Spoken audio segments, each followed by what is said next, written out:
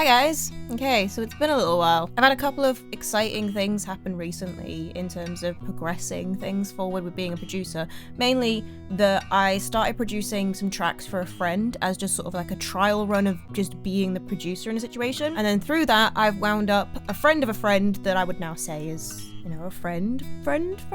Anyway, not the point. Reached out and asked if I would work on a project for her. She'd heard the solo release stuff that I'd done for myself, and she was hearing what I was working on with my friend Lucy, and she'd expressed interest in doing a next project with me, and I was like, okay, sure! And so that all happened quite suddenly, and then the other week I had the opportunity to spend some time in the studio that I will be hopefully hiring out to work on projects in future. And so I jumped on that to be able to do some things. And then on top of that, I started running my open mic. As you guys might know, if you've been following me, you'll know that one of my goals for the year was to start running an open mic, and I found an opportunity to be able to start running an open mic, and then I got offers to stand in as host on an open mic as well, and basically all the opportunities have sort of been coming all at once. I'm gonna have a rethink and a rejig, and so this channel has had to sort of take a bit of a backseat for a bit while I figure out how to do that. Anyway, that's not really what this video is about.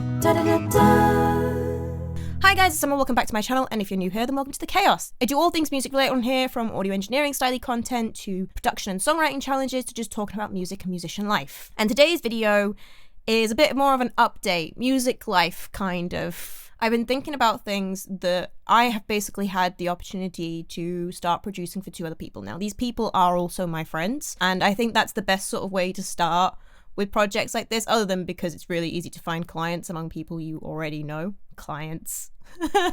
Feels weird referring to my friends as clients, but you know, technically clients. Anyway, point being, aside from it being a really easy way to get those first few chances at producing for people, it's also just a good way to cut your teeth on it because, you know, friends are going to be more forgiving as you figure out the less production styly aspects of working on all of this stuff, mostly the workflow stuff. A lot of what you end up learning is the workflow stuff. And so I've been thinking about the things that I have learned and realized about stuff that I need to improve on, or stuff that I need to bear in mind, both for producing with other people and on my own stuff. Like this, working on my friends' tracks has been able to give me the chance to look at things I did wrong in my first release, and because I've been able to take on the role of just producer in this one, it's been easy to like look at the things and decisions I made in my own solo project and be like, that's where this went wrong, that's where I should have done it differently. Whereas when you're like the songwriter, the artist, you know, doing the videos and all the artwork, and on top of that trying to produce it all,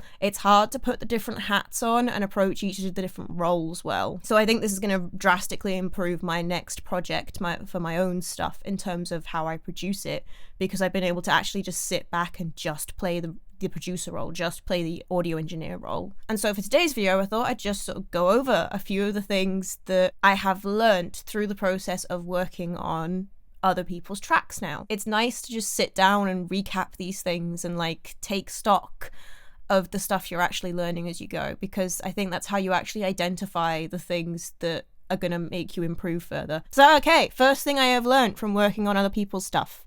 This is the most important one. I already was kind of aware of this, but it's one of those situations where until you're actually doing it yourself, and especially until you're actually working on other people's projects, you don't necessarily take on board how important this is. But God, a reference track's important, because with this most recent project I've been working on with my friend Lexi Rain, so I'm really excited for when those tracks are out and I'll be able to actually make content about those tracks that I can then release as well. I knew from my own experiences with working with other producers, something that James would always get me to do in the studio is to send him reference tracks, and that I would be going to the studio often with like full-blown demos with like instrumentation stuff on them already.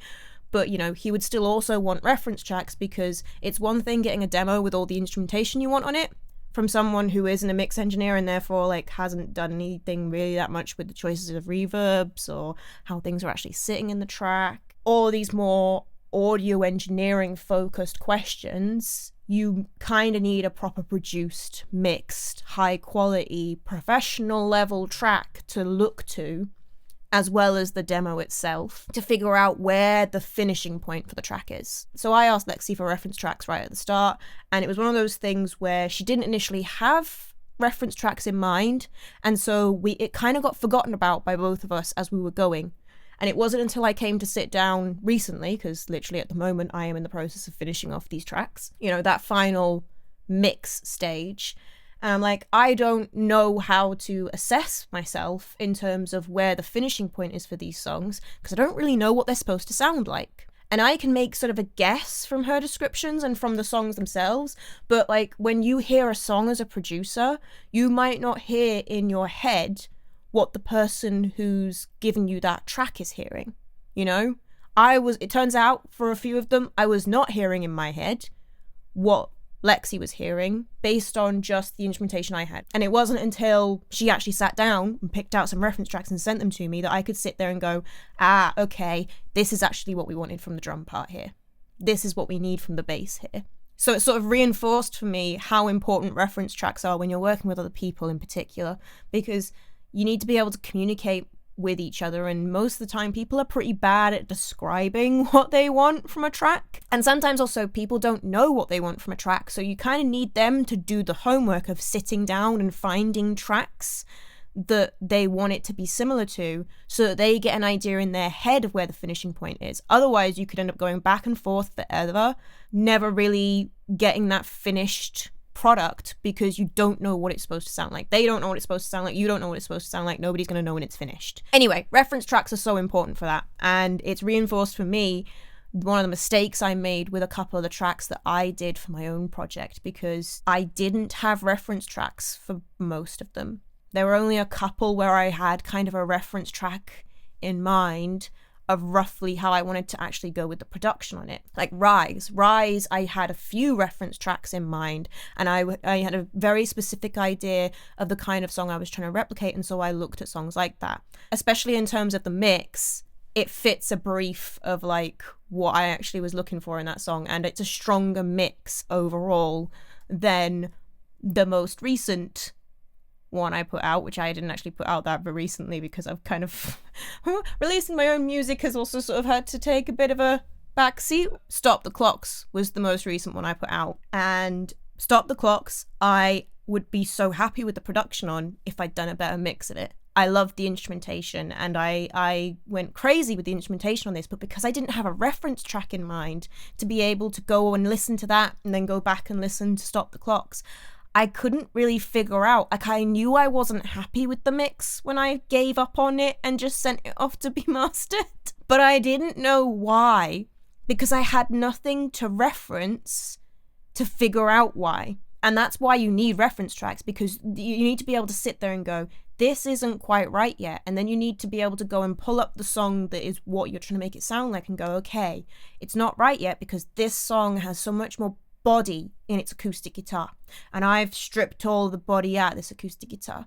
Or maybe I need to put another acoustic guitar part on it, or re-record that acoustic guitar part differently because it didn't have that body in the first place, and I'm trying to overcompensate with plugins that aren't doing the job. You know, there are all sorts of things that it could be, but you need to sit and listen to a reference track and identify, here are the ways that that reference track is working that I want in this track that I've not got, and that's where the problem lies. So yeah, this whole project has really reinforced for me why reference tracks are so important, because in this final stages, working with these reference tracks, it's like, oh god, I've got a much better idea of where I need to be with this now, and I'm making choices, not just going, let's try this and see what happens. Instead, I'm actually making choices about, right, I need this, I need to change the drums in this way, I need to add body here, I need to beef up the bass here. The second big thing I've learned is from working with other people on their vocals, and it's that perfectionism and when to call it a day in the booth and when to know that you've got the take in the booth. What I learned was that I need to actually be less of a hypocrite and apply a lot of what I would be saying to Lexi in our sessions to my own choices about my vocals and stuff, because it was a lot easier look at a take and see the value in that take as it was and not worry about going for that perfection even further and going for another take to try and get it better, and actually just overdoing it to the point of then not being able to get good takes on other things later in the day. I could see that more in her stuff because I was able to step back from the vocals a little bit more. And it also helped me to actually work with Melodyne better. Because up until this point, obviously, I've only ever tuned my own vocals, where I was getting a bit too obsessive and I was looking at like the numbers on Melodyne a bit too much, which is an easy thing to tell people that they should do, but it's always more difficult when you're dealing with your own voice. Because, you know, sometimes I'd be listening to a take and it would be hard for me to separate, is this something where I need to fix something in Melodyne about this, or something where I need to redo the take? Or is it just this vocal hasn't been EQ'd yet and I'm hearing some harshness there and I'm looking for more problems here because of that harshness? And it's been quite eye-opening mixing somebody else's vocal and watching it go from those raw stages where you could see how uncomfortable Lexi was listening to some of it and how worried she was. And then I'd go, hang on a sec, let me just EQ a couple of these harsh frequencies out. Right, now how do you feel about that vocal? It's like, yeah, no, we don't need to go back in the booth and redo that. It's like, yeah, because there was actually nothing wrong with that vocal. It just, you know, there's some little harsh frequencies up in that higher range that just needed to be knocked down a little bit. That actually working on somebody else's vocal helped me to sit back and think about the tools I was using at each stage and what I knew they could do and how I knew the vocal would sound differently after them, to be able to sit there and actually identify what was and wasn't a good vocal take and what needed to be tweaked in the different sections and what didn't, what was just me being fussy, because it's easier to not be as fussy with somebody else's vocal. I mean, I've noticed it in other things I've been mixing of my vocal, is that I am being less harsh on my own vocal and I am throwing fewer plugins at it, because I'm hearing, you know, how good other people's vocals can sound when you don't squash them with plugins. And again, I don't think that's a lesson you can really learn by only ever working on your own stuff, because you're never going to have that separation. Okay, the last thing that I have learned from working on these two friends projects that I am hoping to bring into my next project and do a better job on it is the importance of timescales. There is something to be said for just taking a week to just work on a particular project and literally just do that for that time. Now that I am recording and producing myself in this room, I have all this freedom to work on things whenever. And so because of that, it's hard to just actually work on things, because you can do it whenever. You can do little bits here and there, and actually I think doing little bits here and there really doesn't work for me. It's not a good way to approach any big project like that, trying to do little bits here and there. But I'm realizing so many things about myself and how my brain actually works, and one of the big ones I've really come to terms with is I do not cope well with having to transition between things. It's the number one thing that's going to ruin my day, and it's going to ruin my ability to do something, is the more I have to transition. So I benefit from having like really big blocks of time when I am just working on a particular thing. I really noticed this from going into the studio again. While I was in the studio working on those things, because I was in the studio and I had that set amount of time that I could really be in the studio for, you know. For the most part, I could have been in the studio from basically 9 in the morning till 10 at night if I wanted to. I was never going to be doing that. There was a point at which I was going to have to leave the studio and go home, and I had these 3 days to work on things. And the way that benefited me, both in terms of like actually getting me to knuckle down and do stuff, because, you know, when you've got that time restriction, you can't procrastinate. You just can't procrastinate, so you don't. But also, it wasn't just a case of it meant I got down and I did the work. It meant that the work I did was overall better because I was focused on actually just making decisions about things. You know, I didn't have endless amounts of time to try as many different things as I wanted to on this guitar part. I was in this studio for this day to work on these guitar parts, and the main reason I wanted to do that was so that I could try out using some of the amps, and I wanted to try reamping through them. And I made good decisions in that I sat down and went, right, this guitar part is one I really want to try through this amp. And I'd be sitting there listening to the tracks and be like, that guitar part, I'm pretty happy with how the amp sim sounds on that, so there's not much point tackling that one. Let's prioritize this one. And that got my decision making better because of it. Like, I was picking out the things that I wanted to work on for a specific reason and making choices about the tones that I was doing and the actions I was taking. Put it in, done, right, move on to the next thing. And that can often be the thing that's tricky about working in this kind of space on your own projects with no real deadline of any kind, because you don't have that restriction there. And it means you don't end up making any choices. And that has been the thing with Lexi's project in particular, because there's been this deadline that she really wants to work to.